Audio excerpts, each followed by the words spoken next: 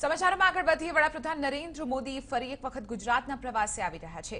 17મી જાન્યુઆરીએ વડાપ્રધાન નરેન્દ્ર મોદી ગુજરાત આવશે અને બપોરે 2:30 વાગ્યે વાઇબ્રન્ટ સમિટ 2019ને લીલી ઝંડી આપશે। ત્યારબાદ 4 વાગ્યે પીએમ મોદી અમદાવાદની નવી વીએસ હોસ્પિટલનું ઉદ્ઘાટન કરશે।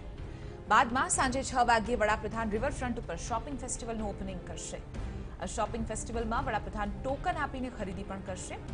શોપિંગ ફેસ્ટિવલનું ઉદ્ઘાટન કર્યા બાદ વડાપ્રધાન સોવરન વેલ્થ ફંડની મીટિંગમાં 1 કલાક હાજરી આપશે। ત્યારબાદ 18મી જાન્યુઆરીએ પણ વડાપ્રધાન કેટલાક કાર્યક્રમોમાં હાજરી આપશે। સાથે જ ભાજપાના કાર્યકરોને જીતનો મંત્ર પણ અહીં વડાપ્રધાન આપશે।